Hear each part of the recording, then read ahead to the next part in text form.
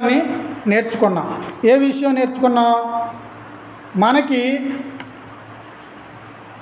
మనుషులందరూ కూడా రక్షణ పొందవలసిన అవసరం ఉంది. మనుషులందరినీ రక్షించడానికే యేసుక్రీస్తు వారు ఈ భూమి మీదకి వచ్చి ఉన్నారు. మనుషులందరినీ రక్షించడానికే యేసుక్రీస్తు వారు ఈ భూమిలో పుట్టారు. ఎవరి గర్భాన? మరియ గర్భాన పరిశుద్ధాత్మ సహాయంతో ఈ భూమి మీదకి వచ్చారు. ఈ మనుషులను రక్షించడానికే యేసుక్రీస్తు వారు ఈ భూమి మీద తన యొక్క ఆనాటిలో ఉన్న ప్రజలతో దేవుని యొక్క సందేశాలని పంచుకున్నారు. వారికి సువార్తని ప్రకటించారు. మీరు రక్షించబడవలసిన అవసరం ఉంది. ఎవరికి? ఆ రోజుల్లో ఉన్న ఇశ్రాయేలు సమాజం అంతరికి కూడా మీరు రక్షణ పొందవలసిన సమయము సమీపమై ఉన్నది, దేవుని రాజ్యము సమీపమై ఉన్నది, పరలోక రాజ్యము సమీపమై ఉన్నది అని బోధ మాత్రమే ఆయన చేశాడు. కాబట్టి ఆ బోధతో అక్కడున్న ప్రజలందరూ కూడా ఏం నేర్చుకున్నారు? యేసుక్రీస్తు వారి యొక్క మాటలను చాలా వరకు తుణికిరించారు. ఏం చేశారు? దేవుని యొక్క సువార్తని ప్రకటిస్తూ ఉంటే, సత్యాన్ని ప్రకటిస్తూ ఉంటే అక్కడున్న ప్రజలందరూ కూడా ఆనాటి దినాల్లో ఈడో పిచ్చోడు అనుకున్నారు. యేసుక్రీస్తు వారిని పిచ్చోడు అన్నారు, వెర్రోడు అన్నారు, ఆయన మాటలు మనకి పనికిరానివి అన్నారు. ఆయన యొక్క మాటలతో మనం రక్షింపబడలేమనేసి ఆనాటి శాస్త్రులు పరిచయులు చెప్పారు. ఈయన క్రీస్తు అనే నమ్మడానికి ఆనాటి ప్రజలందరూ కూడా ఒప్పుకోలేదు. నువ్వు క్రీస్తువా, నువ్వు దేవుని కుమారుడువా, నువ్వు దేవుని కుమారుడు అనిపించుకున్నట్టుకు ఎలాంటి ఆధారాలు ఉన్నాయి? అంటే యేసుక్రీస్తు వారే స్వయంగా వచ్చి ప్రకటించిన ఆనాటి దినాల్లో సువార్తను నమ్మేవారు. అంటే ఇప్పుడు మనం ప్రకటిస్తే సువార్త ఎట్లా ప్రతి ఒక్క మనిషి హృదయంలోనికి చేరుతుంది? ఇప్పుడు మనం ప్రకటిస్తే సువార్త అనేది ప్రతి ఒక్క మనిషి హృదయంలోకి చేరాలంటే మనం క్రీస్తు యొక్క భావజాలాన్ని నిలుపుకోవలసిన అవసరం ఎంతైనా ఉంది. అందుకే ఇందాక చదువుకున్నాం, మీ హృదయములలో క్రీస్తును ప్రతిష్ఠించుకొనండి. మన హృదయంలో ఎప్పుడైతే యేసుక్రీస్తు వారిని ప్రతిష్ఠించుకుంటామో ఆ సమయంలో మనం క్రీస్తు నడక మన శరీరంలో ప్రవేశిస్తుంది. క్రీస్తు నడక మన శరీరంలో ప్రవేశిస్తే మనల్ని చూసినప్పుడల్లా ప్రతి ఒక్క మనిషి కూడా ఎవరిని చూడాలి? మనం దేవుని కుమారులము. అంటే యేసుక్రీస్తు ద్వారా రక్షింపబడిన దేవుని కుమారులం, యేసుక్రీస్తు రక్తం ద్వారా కొనబడిన దేవుని కుమార్తెలము. అలాంటి మనల్ని దేవుడు అతని సన్నిధిలో మనకి ఒక అవకాశాన్ని దయచేసాడు. అవకాశం ఏంటంటే సువార్త అందడమే మనకు అవకాశం. యేసుక్రీస్తు వారి యొక్క సువార్త మన హృదయానికి అందడమే గొప్ప అవకాశం. యేసుక్రీస్తు వారి యొక్క సువార్తను వినడమే గొప్ప అవకాశం. యేసుక్రీస్తు వారి సువార్తని విని నమ్మడమే గొప్ప అవకాశం. అలాంటి అవకాశాన్ని మనం అందిపుచ్చుకున్నాం. ఎలా పుచ్చుకున్నాం? అందిపుచ్చుకున్నాం, దాన్ని నమ్మాం. ఒక్కడు సత్యమును వినవాలి. సత్యమును ఏం చేయాలి? వినాలి. ఒకడు సత్యమును వినాలి. మనం అందరం కూడా సత్యం విన్నాం కదా. సత్యంని ఎలా విన్నాము? ఈయన నా కుమారుడు, ఈయన యందు నేను ఆనందించుచున్నాను, ఆయన మాటలు వినుండి.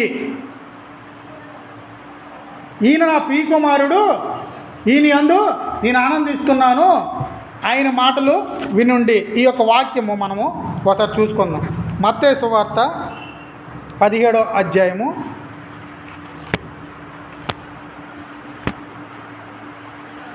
17వ అధ్యాయము 5వ వచనం.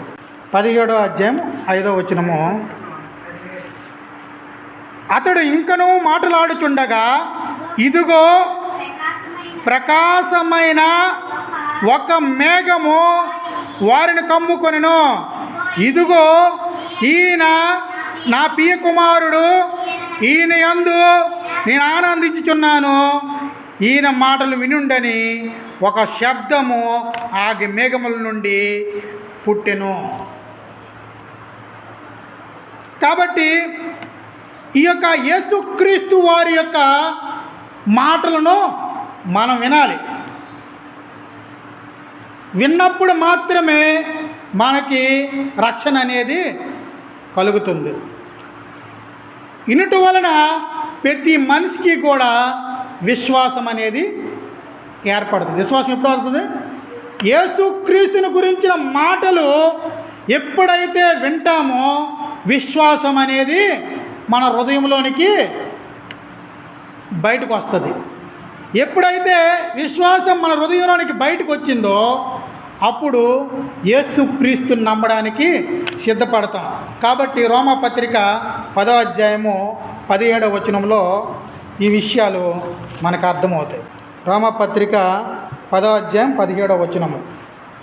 కాగా ఇనుట వలన విశ్వాసము కలుగును, వినుట క్రీస్తుని గురించిన మాట వలన కలుగును. అయినను నేను చెప్పినదేమనగా, వారు వినలేదా?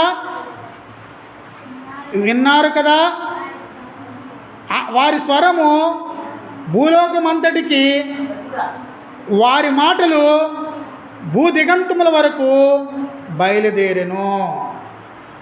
ఈ యొక్క యేసుక్రీస్తు వారి యొక్క మాటలు ఎంతవరకు? భూదిగంతముల వరకు వెళ్తున్నాయి. ఏ యొక్క మాటలైతే దేవుని గురించి వింటామో, యేసుక్రీస్తుని గురించి వింటామో, అది మన యొక్క హృదయంలో విన్న వాక్యం ఏమవుతుంది? విశ్వాసానికి దారి తీస్తుంది. అట్లా మనం విశ్వాసం కలిగిన వారంగా మారితే, ఒకడు దేవుని యందు క్రీస్తు దేవుని కుమారుడనియు విశ్వాసం ఉంచవలను. ఏమైనా విశ్వాసం ఉంచాలి? ఒకడు దేవుని యందును క్రీస్తు దేవుని కుమారుడనియు విశ్వాసం ఉంచవలను. విశ్వాసము లేకుండా దేవునికి ఇష్టుడై ఉండుట అసాధ్యము. ఏంటి? మనకి విశ్వాసం లేకపోతే మనం దేవునికి ఇష్టమైన వారమని చెప్పుట మనకి అసాధ్యము. ఎప్పుడైతే యేసుక్రీస్తుని గురించి మాటలు వింటామో అప్పుడే మనకి విశ్వాసం అనేది వస్తుంది. మనం విశ్వాసం లేకుండా వింటే ఆ యొక్క దేవుని మాటలు మన హృదయంలో నిలవవు, ఉండవు, అవి పనిచేయవు. కాబట్టి ప్రతి ఒక్కరూ కూడా విశ్వాసము ఉంచాలి. ఏమని విశ్వాసం ఉంచాలి? క్రీస్తు దేవుని కుమారుడని. ఏమని విశ్వాసం ఉంచాలి? క్రీస్తు దేవుని కుమారుడని విశ్వాసం ఉంచాలి. దేవుని వద్దకు వచ్చువాడు ఆయన ఉన్నాడనియు, తన్ను వెదుకు వారికి ఫలం దయచేయువాడనియు నమ్మవలను. ఏమని నమ్మాలి? దేవుని దగ్గరికి వచ్చినప్పుడు ప్రతి ఒక్కరూ కూడా ఆయన దేవుని వద్ద ప్రతి ఒక్కరు వచ్చిన ఆయన ఉన్నాడనియు, తన్ను ఎదుకు వారికి ఫలము దయచేయువాడు అని నమ్మాలి. ఇప్పుడు నేను వచ్చానంటే ఈ యొక్క ఆలయంకి దేవుడు ఉన్నాడని, ఇక్కడ దేవుడు ఉన్నాడు, మన మధ్య దేవుడు సంచారం చేయుచున్నాడు, మనతో దేవుడు ఉన్నాడు అని నమ్మాలి. అలా నమ్మినప్పుడు మన యొక్క బలం అనేది పెరుగుతుంది. ఆయన మన కోరికలను మన ఆశలను, మన ఉద్దేశాలను, మన పరిస్థితులను చక్కబరుస్తూ మన యొక్క జీవితాన్ని ఉన్నతంగా మార్చేవాడని ఏం చేయాలి? విశ్వాసం ఉంచాలి. అలా ఉన్నప్పుడు మనం వచ్చిన ఈ యొక్క స్థలము ఏమవుతుంది? పరిశుద్ధమైన స్థలంగా ఉండడం జరుగుతుంది. ఈ స్థలం పరిశుద్ధమైనదని మనం విశ్వసిస్తే, ఈ స్థలం విలువైనదని మనం విశ్వసిస్తే, మనము ఈ స్థలంలో దేవుడున్నాడు అని నమ్ముతాం. నమ్మమా? ఇప్పుడు మనతో కూడా దేవుడు ఉన్నాడా లేడా? ఇద్దరు ముగ్గురు ఎక్కడైతే ప్రార్థన చేస్తారో వారి మధ్యన విశ్వాసంతో ప్రార్థన చేస్తే వారి మధ్య నేను ఉంటాననేసి చెప్పారు. అయితే ఇప్పుడు మనం నమ్మవలసిన విశ్వాసం ఏంటంటే, మన మధ్య మనతో దేవుడున్నాడు, ఈ స్థలము దేవుడు దీవించినది, ఈ స్థలము దేవుడు ఏర్పాటు చేసుకున్నది, ఈ స్థలము దేవుని కొరకు ప్రతిష్ఠింపబడినది, ఈ స్థలంలోనికి నేను వచ్చినప్పుడల్లా నేను దేవునితో కలిసి ఉంటున్నాను, దేవునితో మాట్లాడుతూ ఉంటున్నాను, దేవునితో సంబంధం కలిసి ఉంటున్నాను అని బలమైన విశ్వాసము మనలో ఉన్నప్పుడు మనం చేసే ప్రతి పని కూడా ఏమవుతుంది? సఫలము అవుతుంది. అయితే దేవుని కుమారుని యందు విశ్వాసముంచువాడే నిత్య జీవము గలవాడు. కుమారునికి విధేయుడు కానివాడు నిత్య జీవము చూడడు. ఎవరైతే యేసుక్రీస్తు యందు విశ్వాసం ఉంచుతాడో వానికి మాత్రమే నిత్య జీవము ఉంటుంది. ఎవరైతే విశ్వాసం లేకుండా ఉంటారో వాళ్ళలో నిత్య జీవం అనేది ఉండదు అనేది మనం గ్రహించాలి. కానీ దేవుని యొక్క యోగ్యతను వాని మీద నిలిచి ఉన్నదనేసి మనం గ్రహించాలి. యేసుక్రీస్తు నామమును ఎవరైతే విశ్వాసం ఉంచారో, యేసుక్రీస్తు నామం దగ్గరికి ఎవరైతే రారో వారందరికీ కూడా దేవుని యొక్క యోగ్యత అనేది ఉంటుందనేసి మనం గ్రహించవలసిన అవసరము ఎంతైనా ఉంది. ఇంకనూ అనేక విషయాలు మనం చూడవచ్చు. అయితే రక్షణ పొందుటకు విశ్వాసము అతి ప్రాముఖ్యమైనది. ఏంటి? రక్షణ పొందుటకు ఏంటి? విశ్వాసం అనేది అతి ప్రాముఖ్యమైనది అనేది ప్రతి ఒక్కరూ కూడా మనం గమనించాలి. ఇందులో ఏ ఒక్కటియు విశ్వాసం మాత్రమే రక్షణ దొరికినని బైబిల్ చెప్తుంది.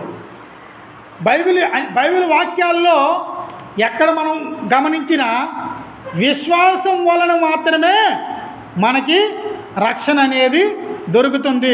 మన విశ్వాసము ఎంత గొప్పగా ఉండాలి, మన విశ్వాసము ఎంత ప్రధానంగా ఉండాలి, మన విశ్వాసము ఎంత ప్రతిష్ఠింపదగిందిగా ఉండాలి. నిజంగా మనం ఇక్కడికి వచ్చినప్పుడు, ఈ స్థలంలోకి అడుగు పెడుతున్నప్పుడు, ఈ స్థలంలోకి వెళ్తున్నామని మనం అనుకున్నప్పుడు మనం ఎక్కడికి వెళ్తున్నాము అనే గ్రహింపు మనకు ఉండాలా ఉండకూడదా? ఏముండాలి? నేను పరిశుద్ధిని సన్నిధికి వెళ్తున్నా, సర్వశక్తిని సహవాసంలోనికి వెళ్తున్నా, సర్వశక్తినితో నేను నా యొక్క వివాదములను తీర్చుకున్నట్టుకు వెళ్తున్నా, యేసుక్రీస్తు నామములో నేను ప్రార్థించడానికి వెళ్తున్నా. అంత గొప్ప అవకాశాన్ని దేవుడు నాకు దయచేశాడు. కాబట్టి యేసుక్రీస్తు వారు దేవుని కుమారుడు, యేసుక్రీస్తు వారు దేవుని ద్వారా పంపబడిన వారు. ఈ విశ్వాసం మనకు ఉందనుకో, మన యొక్క అణువు కూడా ఏమవుతుందంటే దేవుని సన్నిధికి వెళ్ళడానికి ప్రేరేపిస్తుంది. అందుకే నీ యొక్క పరిశుద్ధమైన ప్రవర్తన గల బోధను నాకు బోధించుము అని దావీదు ప్రవక్త చెప్తున్నాడు. ఆ బోధన నన్ను ఏం చేస్తుంది? చెడుతనం నుండి దూరం చేస్తుంది, నా యొక్క జీవితం నుండి మంచి మార్గాన్ని దయచేస్తుంది. కాబట్టి ఇప్పుడు మనం విన్న భాగంలో సత్యమును విన్నాము. ఏం విన్నాము? సత్యమును విన్నాము. సత్యం ఏంటండి? మనం విశ్వాసము లేకుండా దేవుని దగ్గర ఉండలేము. విశ్వాసం ద్వారానే మనం రక్షణ పొందగలము. యేసుక్రీస్తు వారు మనల్ని రక్షించడానికి ఆ సిలువలో తన యొక్క రక్తాన్ని కార్చారు. మన కొరకు యేసుక్రీస్తు వారు మరణించారు. మన పాపముల నిమిత్తము ఆయన మరణించారు. మన పాపాలను తొలగించుట కొరకు ఆయన మరణించారు. కాబట్టి మనకు పాప క్షమాపణ బాప్తిస్యం ద్వారా కలిగింది. కాబట్టి విశ్వాసము నేను ఉంచాను కాబట్టి నేను రక్షణ పొందడానికి సిద్ధపడ్డాను అనే ఆలోచన మనకి ఎల్లప్పుడూ కూడా ఉండవలసిన అవసరం ఉంది. కాబట్టి ఈ యొక్క మాటలు మనము దేవుని దగ్గర బలంగా ఉంచుకొని దేవుని యొక్క సన్నిధి నుంచి మనం వెళ్ళేటప్పుడు ఇంకా బలంగా తయారవడానికి ముందుకెళ్దాం. ఇంత